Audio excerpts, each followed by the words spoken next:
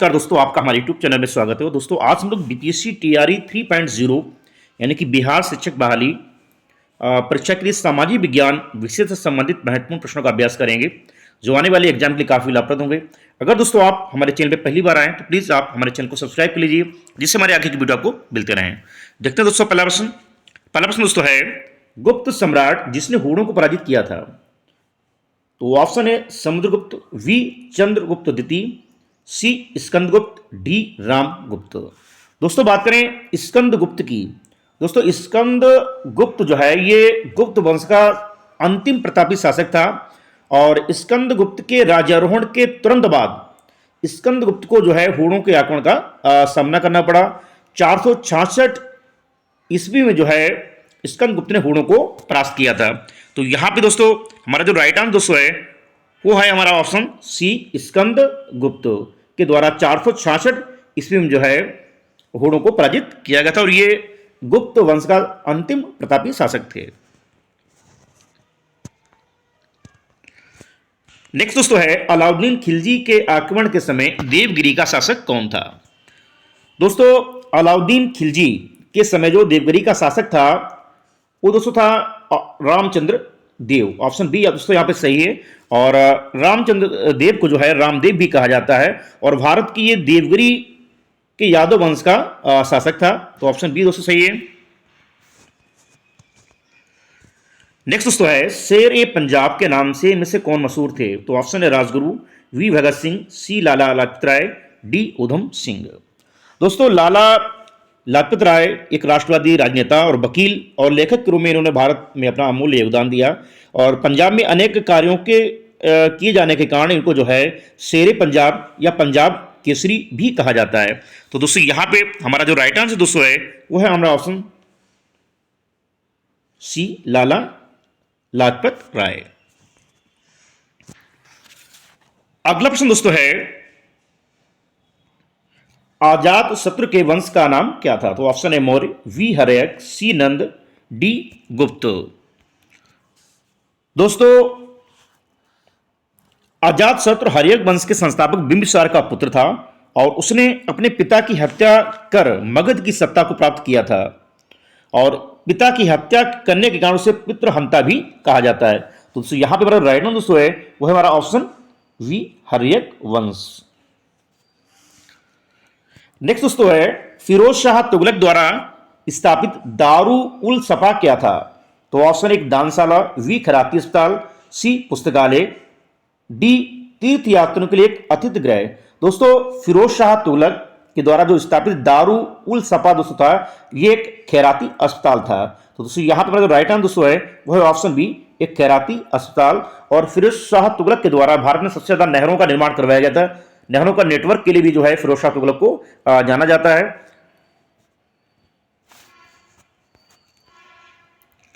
और next question दोस्तों है, स्वराज्य मेरा जन्मसिद्ध अधिकार है, मैं इसे पाकर रहूंगा, ये कथन किसका है। तो दोस्तों ये कथन बाल गंगाधर तिलक का है, लोकमान्य बाल गंगाधर तिलक। तो दोस्तों यहां पे जो राइट आंसर दोस्तों है वो है ऑप्शन सी। नेक्स्ट दोस्तों है, मगध की प्रारंभिक राजधानी कौन सी थी। तो option A Pataliputra, B Vaishali, C Rajgriha यानी गिरिव्रज, डी चंपा। दोस्तों 16 महाजनपदों की जो सूची हमको मिलती है अगुंतर निकाय से, और 16 महाजनपद काल में मगध सबसे शक्तिशाली साम्राज्य था, और मगध की स्थापना हर्यक वंश के शासक बिंबिसार के द्वारा की गई थी, और उन्होंने राजगृह को अपनी राजधानी बनाया था।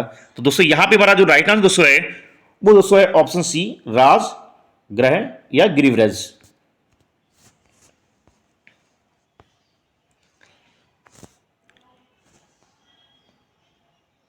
अगला प्रश्न दोस्तों है, निम्नलिखित में से किस मुस्लिम शासक ने तीर्थ यात्रा कर समाप्त कर दिया था। तो ऑप्शन है Bahlol Lodi, B Sher Shah, C Humayun, D Akbar. दोस्तों अकबर भारत का महान शासक था, और इसके शासनकाल में मुगल सत्ता का आधिपत्य भारत के अधिकतर क्षेत्रों पे था। अकबर एक धार्मिक सहिष्णु शासक था, और उसने अपनी उदार नीति के तहत जो है 1563 में तीर्थ यात्रा कर समाप्त कर दिया था। तो दोस्तों यहां पे जो हमारा राइट आंसर दोस्तों है वो है ऑप्शन डी मुस्लिम शासक जिसने तीर्थ यात्रा को समाप्त किया था वह अकबर था, और 1563 ईस्वी में जो है ये तीर्थ यात्रा कर समाप्त किया गया था। नेक्स्ट दोस्तों है नेशनल काउंसिल ऑफ एजुकेशन की स्थापना कब की गई थी? नेशनल काउंसिल ऑफ एजुकेशन की स्थापना, तो ऑप्शन दोस्तों हैं 15 अगस्त 1903, 15 अगस्त 1904, सी 15 अगस्त 1905, डी 15 अगस्त 1906।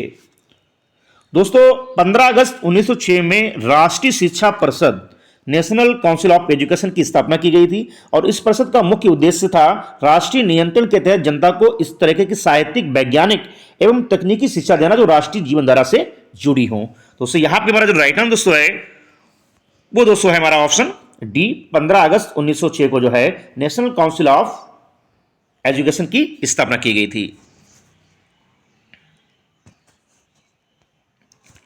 अगला प्रश्न दोस्तों है तृतीय बौद्ध सभा किस स्थान पर बुलाई गई थी? तो ऑप्शन है Taxila, B Sarnath, C Pataliputra, D Vaishali. दोस्तों अशोक मौर्य वंश का महान शासक था और वह बौद्ध धर्म का पोषक था। बौद्ध धर्म के प्रचार प्रसार के लिए उसने जो है सुदूर क्षेत्रों में अपने प्रचारक भेजे थे। उसने अपने पुत्र महेंद्र और पुत्री संघमित्रा को जो है श्रीलंका भेजा था। अशोक ने अपने शासनकाल में अपनी राजधानी पाटलिपुत्र में मौगलिक कुतिश की अध्यक्षता में तृतीय बौद्ध संगति का आयोजन किया था। तो उसका ऑप्शन हमारा यहां पर दोस्तों सही है वह है ऑप्शन डी।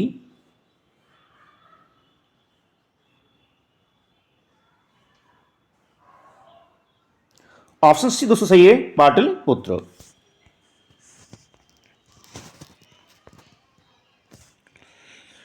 नेक्स्ट दोस्तों है स्थायी बंदोबस्त किसके साथ किया गया? ऑप्शन है जमींदारों के साथ, वी ग्रामीण समुदायों के साथ, सी मुकदमों के साथ, डी किसानों के साथ।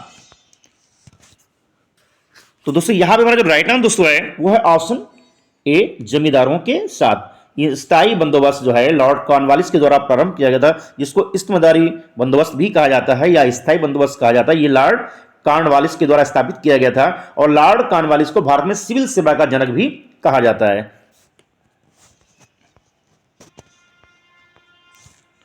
अगला प्रश्न दोस्तों है भारतीय पुनर्जागरण आंदोलन के पिता कौन थे? दोस्तों भारतीय पुनर्जागरण आंदोलन के पिता राजा राम मोहन राय थे, जिनको भारत में समाज सुधार आंदोलनों का जनक भी कहा जाता है, भारत का आधुनिक नक्षत्र भी कहा जाता है। राजा राम मोहन राय के द्वारा 1828 में ब्रह्म समाज की स्थापना की गई थी। हिंदू कॉलेज तथा वेदांत कॉलेज की स्थापना भी जो है राजा राम मोहन राय के द्वारा की गई। तो उनका जो सबसे महत्वपूर्ण दोस्तों कार्य था वो था सती प्रथा का अंत। 1829 में जो है लॉर्ड विलियम बेंटिंक के साथ मिलकर इन्होंने जो है सती प्रथा को बाउंडेड करवाया था। तो दोस्तों यहाँ पे भारतीय पुनर्जागरण के आंदोलन के पिता के रूप में राजा राम मोहन राय को जाना जाता है। भारत में समाज सुधार आंदोलन का जनक भी इनको माना जाता है, और भारत का आधुनिक नक्षत्र की संज्ञा भी जो है राजा राम मोहन राय को दी गई है। अगला प्रश्न दोस्तों है महात्मा बुद्ध ने अपना धर्म चक्र प्रवर्तन किस स्थान पर दिया था? तो ऑप्शन है तहसीला, वी सारनाथ, सी बोध गया, डी पाटलिपुत्र। तो दोस्तों यहां पे हमारा जो राइट आंसर दोस्तों है वो दोस्तों हमारा ऑप्शन वी सारनाथ, बनारस। अगला है दोस्तों कांग्रेस ने स्वराज प्रस्ताव वर्ष 1905 में पारित किया था। प्रस्ताव का उद्देश्य था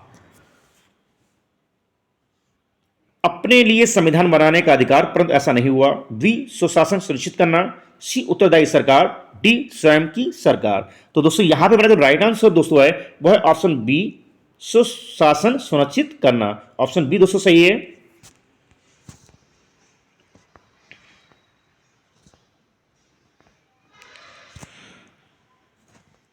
और अगला प्रश्न दोस्तों है गांधी इरविन समझौता हुआ था 1930, वी 1931, सी 1932, डी 1933। दोस्तों गांधी इरविन समझौता महात्मा गांधी जी और लॉर्ड इरविन के मध्य हुआ था, जो 5 मार्च 1931 को हुआ था। तारीख दोस्तों थी 5 मार्च 1931। तो दोस्तों यहां पर राइट आंसर दोस्तों है वो है ऑप्शन बी 1931 में गांधी जी और लॉर्ड इरविन के मध्य। अगला प्रश्न दोस्तों है महात्मा बुद्ध का महापरिनिर्वाण कहां पर हुआ था? तो ऑप्शन है Lumbini, B Bodhgaya, C Kushinara, D Kapilvastu. दोस्तों बौद्ध धर्म के संस्थापक बुद्ध को महापरिनिर्वाण आधुनिक उत्तर प्रदेश के पडरौना जिले में स्थित कुशीनारा में हुआ था और बुद्ध के काल में इसका नाम पावापुरी था।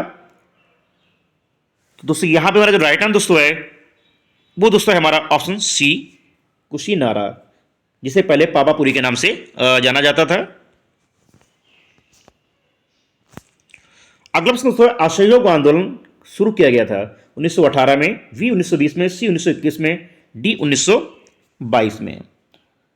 दोस्तों असहयोग आंदोलन महात्मा गांधी जी के द्वारा जो है 1 अगस्त 1920 को प्रारंभ किया गया था, 1 अगस्त 1920। और असहयोग आंदोलन को गांधी जी ने जो है चोरी चोरा कांड के कांड जो है 12 फरवरी 1922 को वापस भी ले लिया था। तो ये अगस्त 1920 से लेकर 1922 तक चोरी असहयोग आंदोलन गांधी जी के द्वारा चलाया गया था।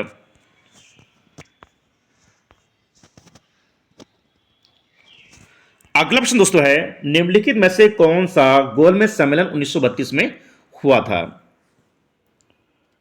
दोस्तों प्रथम गोलमेज सम्मेलन 1930 में हुआ था, उसके बाद दूसरा 1931 में और तीसरा गोलमेज सम्मेलन दोस्तों जो है 1932 में हुआ था। ये तीनों गोलमेज सम्मेलन लंदन में हुए थे। तीनों गोलमेज सम्मेलनों में जो भाग लेने वाले एकमात्र व्यक्ति थे वो थे डॉक्टर भीमराव अंबेडकर। गांधी जी ने जो है द्वितीय गोलमेज सम्मेलन 1931 में भाग लिया था। अगला प्रश्न दोस्तों है महावीर स्वामी का जन्म कहां हुआ था। तो option A Kundagram, B Pataliputra, C Magadh, D Vaishali. दोस्तों महावीर स्वामी जैन धर्म के अंतिम एवं 24वें तीर्थकर थे और इनका जन्म कुंडग्राम वैशाली में हुआ था। महावीर स्वामी ने जैन धर्म में 5वां महाव्रत ब्रह्मचर्य का सिद्धांत दिया था। तो दोस्तों यहां पर जो राइट आंसर दोस्तों है वो है ऑप्शन ए कुंडग्राम। अगला प्रश्न दोस्तों है मद्रास महाजन सभा की स्थापना की गई थी। तो ऑप्शन डी दोस्तों 1883 में मद्रास महाजन सभा की स्थापना की गई थी। अगला दोस्तों प्रार्थना समाज के संस्थापक कौन थे। Atmaram Pandurang, B Tilak, C Annie Besant, D Ras Bihari Bose. दोस्तों 1867 में आत्माराम पांडुरंग ने बंबई में प्रार्थना समाज की स्थापना की थी और महागोविंद रनाडे का संबंध भी उपयुक्त संगठन से था। इसका उद्देश्य दोस्तों था हिंदू धर्म की रूढ़िवादी प्रथाओं को समाप्त करना। तो दोस्तों यहां पे हमारा जो राइट आंसर दोस्तों है वो है हमारा ऑप्शन ए आत्माराम पांडुरंग के द्वारा जो है 1867 में प्रार्थना समाज की स्थापना की गई थी।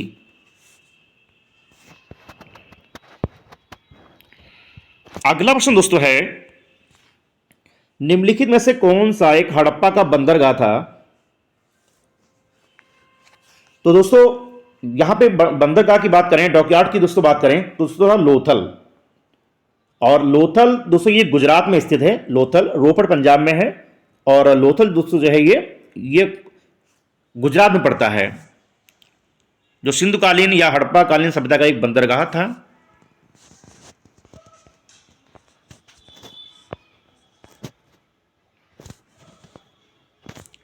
और अगला प्रश्न दोस्तों है मॉन्टेग्यू चेम्सफोर्ड की रिपोर्ट।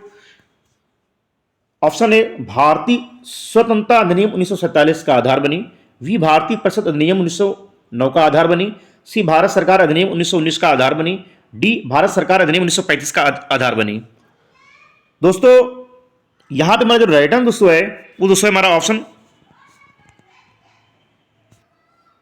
सी भारत सरकार अधिनियम 1919 का आधार बनी, जिसको मॉन्टेग्यू चेम्सफोर्ड सुधार के नाम से भी जाना जाता है।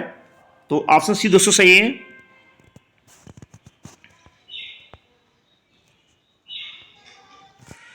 अगला प्रश्न दोस्तों है भारतीय राष्ट्रीय कांग्रेस के प्रथम अधिवेशन में कितने प्रतिनिधियों ने भाग लिया था। तो दोस्तों यहां पे हमारा जो राइट आंसर दोस्तों है वो है हमारा ऑप्शन सी 72 प्रतिनिधियों ने।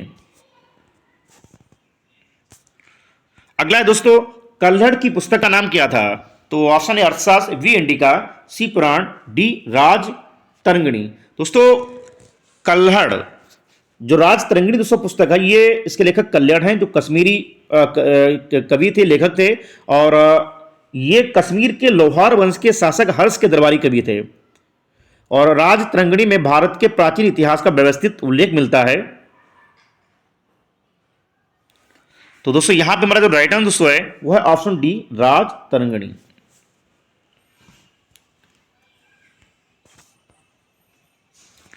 अगला प्रश्न दोस्तों है, स्वतंत्र भारत के पहले भारतीय गवर्नर जनरल कौन थे? दोस्तों 15 अगस्त 1947 को भारत स्वतंत्र हुआ और स्वतंत्र भारत के प्रथम गवर्नर जनरल लॉर्ड माउंटबेटन थे, जबकि स्वतंत्र भारत के प्रथम एवं अंतिम भारतीय गवर्नर जनरल चक्रवर्ती राजगोपालाचारी थे। तो उससे यहां पर राइट आंसर दोस्तों है वो दोस्तों हमारा है ऑप्शन ए, राजगोपालाचारी।